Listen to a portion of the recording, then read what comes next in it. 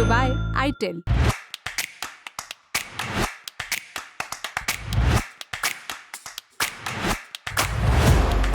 नमस्ते, हम हैं सिद्धांत और आप देख रहे हैं दी ललन टॉप का डेली फाइनेंशियल बुलेटिन खर्चा पानी। बहुत दिनों बाद एंकर करने का मौका मिला है तो खुशखबरी से शुरुआत करेंगे कि 7 नवंबर को डोनाल्ड ट्रंप की जीत के बाद देर रात 7 नवंबर को जीत नहीं हुई थी, जीत तो पहले हो गई थी। 7 नवंबर को देर रात अमेरिका से खुशखबरी आई। वहां के सेंट्रल बैंक फेडरल रिजर्व ने ब्याज दरों में 25 बेसिस पॉइंट की कटौती का ऐलान किया है। इस कटौती के बाद अमेरिका में ब्याज दर 4.75% से 4.50% के दायरे में आ गई है। यह दायरा है। सितंबर महीने में फेडरल रिजर्व ने ब्याज दरों में 0.5% की कटौती की थी। इसके अलावा फेडरल रिजर्व के चेयरमैन जेरोम पावेल ने दिसंबर में भी होने वाली मीटिंग में फिर से 25 बेसिस पॉइंट की कटौती का संकेत दिया है। इसका मतलब है कि इस साल के आखिर तक अमेरिका का केंद्रीय बैंक ब्याज दरों में 1% की कटौती कर सकता है। फेडरल रिजर्व ने अमेरिका में ब्याज दरों में कटौती के 3 बड़े कारण गिनाए हैं। पहला कि अमेरिका में महंगाई काफी हद तक काबू में आ गई है। दूसरा कि अमेरिका में आर्थिक जो ग्रोथ है उसके घटने को लेकर चिंता बढ़ी है, क्योंकि अगर कर्ज महंगा होता है तो विकास धीमा पड़ जाता है। और तीसरा कारण कि अमेरिका में बेरोजगारी बढ़ने का खतरा है। फेड चेयरमैन का कहना है कि महंगाई दरअसल सेंट्रल बैंक के टारगेट 2% के आसपास आ रही है। जॉब मार्केट में भी सुधार आया है, लेकिन ग्रोथ अब भी कम है। तो आप सोच रहे होंगे अमेरिका में ब्याज दरें घटने से अपन को क्या फायदा, अपन को क्या लेना देना। तो ये बात आगे बढ़ने से पहले आपको खूब अच्छे से समझा देते हैं। दरअसल फेडरल रिजर्व अमेरिका का केंद्रीय बैंक है, जैसे अपने यहाँ है reserve bank of India RBI। लेकिन RBI के मुकाबले फेडरल रिजर्व के फैसलों का असर अमेरिका के बाहर यानी दुनिया के दूसरे मुल्कों पर भी पड़ता है। बाजार के सिद्ध पुरुष इसके पीछे तर्क देते हैं कि अमेरिका चूंकि दुनिया की सबसे ताकतवर इकॉनमी है तो इसके किसी भी फैसले का असर दूसरे देशों पर पड़ना लाजमी है। आमतौर पर अमेरिका में ब्याज दरों में कटौती के बाद दुनिया भर के सेंट्रल बैंक अपना कर्ज सस्ता भी करना शुरू कर देते हैं। इसी तरह जब अमेरिका में कर्ज महंगा होता है तो कई देशों में ब्याज दरें भी बढ़ती हैं। लेकिन हमेशा ऐसा हो ऐसा नहीं है, कुछ अपवाद भी हैं। जैसे करीब 2 महीने पहले अमेरिका में कर्ज सस्ता हुआ था। अक्टूबर में RBI की मॉनेटरी पॉलिसी कमेटी यानी MPC की बैठक हुई, लेकिन इस बैठक में भारत में ब्याज दरों में किसी तरह की कटौती देखने को नहीं मिली। बताया गया कि RBI महंगाई को लेकर चिंतित है, इसलिए कर्ज सस्ता हुआ तो ये और भड़क सकती है महंगाई। लेकिन अब आप कहेंगे कि इस बार ऐसा क्या चमत्कार हो गया कि भारत में होम लोन, कार लोन की EMI कम करने का वक्त आ चुका है।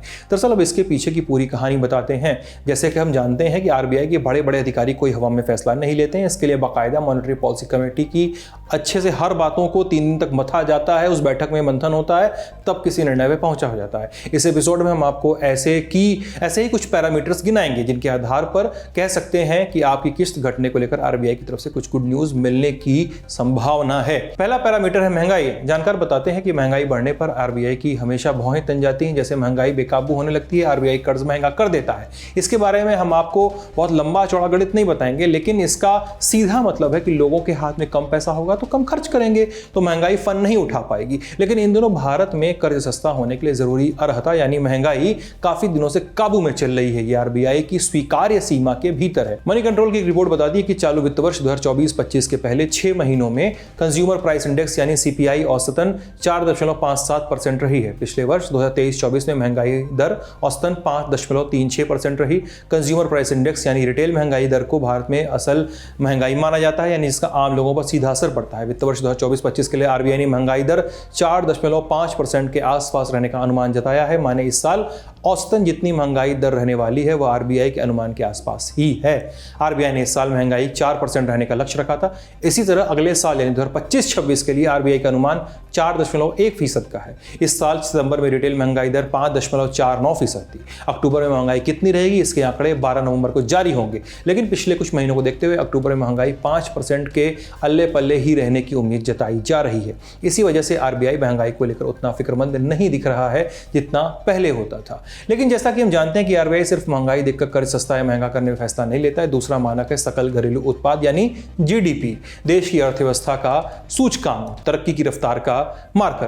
तो जान लीजिए कि यह भी ठीक ठाक है। वित्त वर्ष 2023-24 में भारत की आर्थिक विकास दर 8.2% थी। इसी तरह चालू वर्ष 2024-25 के लिए RBI का अनुमान 7.2% का है, लेकिन सरकार का अनुमान 6.5 से 7% का है। RBI का अलग, सरकार का अलग। और अगले साल माने 2025-26 के लिए RBI का GDP ग्रोथ का अनुमान 7.1% है। कुल मिलाकर इन आंकड़ों से पता चल रहा है कि दुनिया के दूसरे मुल्कों के मुकाबले भारत आगे भी खूब तरक्की करने वाला है। अगर RBI ने लगे हाथ कर्ज सस्ता कर दिया तो GDP को और फायदा हो सकता है। ब्याज दरों को लेकर किसी भी तरह का फैसला लेते वक्त RBI ये देखता है कि रुपए की चाल कैसी है। अगर आप तीसरा पैमाना इसे भी मान सकते हैं। इस मोर्चे पर भी अपन बहुत कमजोर नहीं नजर आ रहे हैं। मनी कंट्रोल की रिपोर्ट मुताबिक बताती है कि इस साल 29 मार्च को $1 के लिए 83 रुपए और 30 पैसे चुकाने पड़ रहे थे, जबकि 7 नवंबर को $1 खरीदने के लिए 84 रुपए 29 पैसे खर्च करने पड़े। यानी पिछले करीब 7 महीनों में सिर्फ 1% के आसपास ही रुपया कमजोर हुआ है, जबकि दूसरे देशों की करेंसीज का बुरा हाल है। इसलिए आरबीआई को रुपए की गिरावट को रोकने के लिए कर्ज महंगा करने या मौजूदा स्तर के आसपास बनाए रखने की जरूरत नहीं है।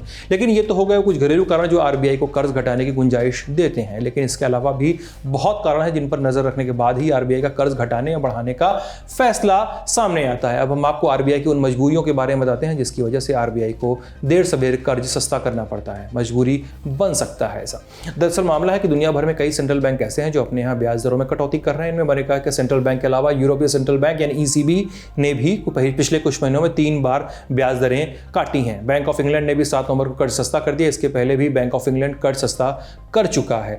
इसके अलावा स्विट्जरलैंड, स्वीडन और कनाडा वगैरह भी अपने यहाँ ब्याज दरों में कटौती कर चुके हैं। इतना ही नहीं, हमारा सबसे बड़ा कॉम्पिटिटर चीन भी काफी समय से ब्याज दरों को काटे जा रहा है।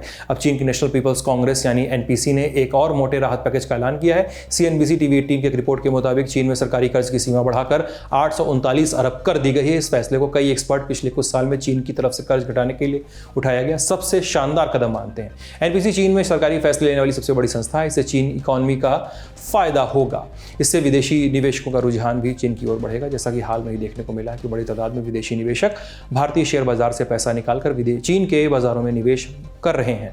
चीन के ताज़ा पैकेज से भारत के शेयर मार्केट में गिरावट बढ़ सकती है। इस वजह से आरबीआई को हस्तक्षेप करने के लिए आगे आना पड़ सकता है। आरबीआई के एमपीसी की अगली बैठक 4 से 6 दिसंबर के बीच होगी। डेट नोट कर लीजिए। उसके बाद 5 से 7 फरवरी के बीच एक और बैठक होगी। ऐसे में सभी भारत और भारत के बाहर घटने वाले सभी वित्तीय घटनाक्रमों को देखें तो इस बात की प्रबल संभावना है कि भारतीय रिजर्व बैंक को भी देर सवेर ब्याज दरों में कटौती का फैसला लेना पड़ सकता है। ऐसा हुआ तो home loan, car loan, personal loan की ईएमआई कम देखने को मिल सकती है। और इस बीच जब हम बुलेटिन लिखने के लिए आखिरी चरण में थे तो देश के सबसे बड़े सरकारी बैंक एसबीआई की तरफ से बयान भी आ गया कि एसबीआई ने चेयरमैन सीएस शेट्टी का कहना है कि नए साल के आसपास होम लोन की किस्त घटने की संभावना है। कहना है कि दिसंबर बैठक में आरबीआई रेपो रेट में भले ही बदलाव न करे, लेकिन फरवरी में होने वाली बैठक में आरबीआई लोगों को खुशखबरी दे सकता है। ये बुलेटिन लिखा था साथी प्रदीप ने। मैं उस सिद्धांत, कैमरे के पीछे जतिन। अपना कमेंट बॉक्स आपके लिए खोल रखा है। लिख भेजिए, बता भेजिए क्या सुनना क्या देखना है, राय अपनी सब कुछ। अपना ख्याल रखिए। देखते रहिए लल्लन टॉप।